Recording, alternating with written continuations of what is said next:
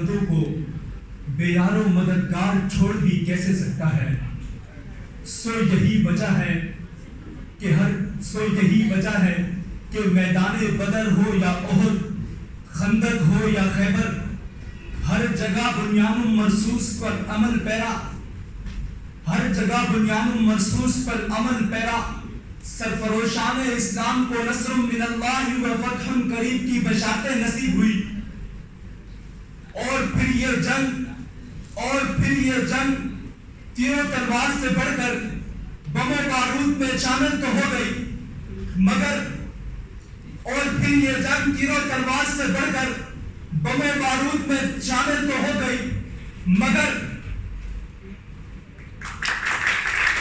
مٹی کی محبت کا قرض چکاتے آشفتہ سرو کے جنون میں کمی نہیں آئی، اور ان کا جنون مزید سر چڑھ کر بولنے لگا کہ 7 مئی کی شب تاریکی میں جب ہندو بنیے نے اپنی کمزرفی دکھاتے ہوئے معصوم لوگوں پر میزائل تو برسا دیے، مگر اسے کیا خبر تھی کہ اس کا سامنا ایسے جنوزادوں سے ہوگا جو موت کو اذیت نہیں بلکہ سعادت سمجھتے ہیں۔ اور پھر دنیا نے دیکھا کہ ادھم پور تا پٹھان کوٹ فتح ون کی پرواز کے بیچ دشمن کی رونق خاک میں ملتی نظر آتی ہے، اور صدر عالی وقار کہ رافیل طیارے کو مار گرانے سے لے کر کامیاب سیبر آپریشن کرنے تک پاکستانی افواج اور اہل پاکستانی سیسا پلائی دیوار بن کر نصر من اللہ و فتح قریب کے حقدار قرار پاتے نظر آتے ہیں کہ میں تو مقتل میں بھی قسمت کا سکندر نکلا، قرائے فال اکثر میرے نام کا نکلا، تو یہی ہار گیا ہے میرے بزدل دشمن، مجھ سے تنہا کے مقابل تیرا لشکر نکلا۔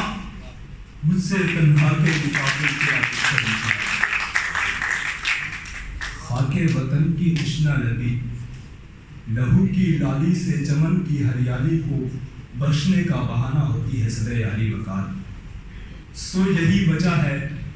کہ راہنوان وفا اس وطن کے معرض وجود میں آنے سے لے کر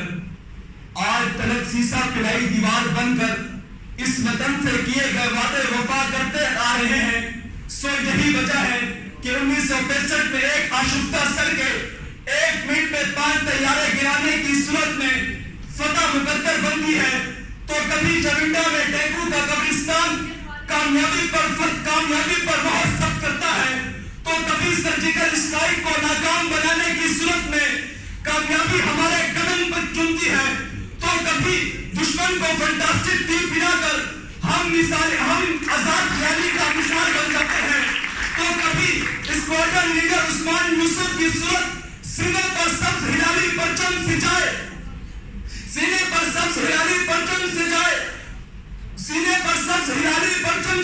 جامع شہادت نوش کر جاتے ہیں، تو کبھی اسامہ کی شہادت سے لے کر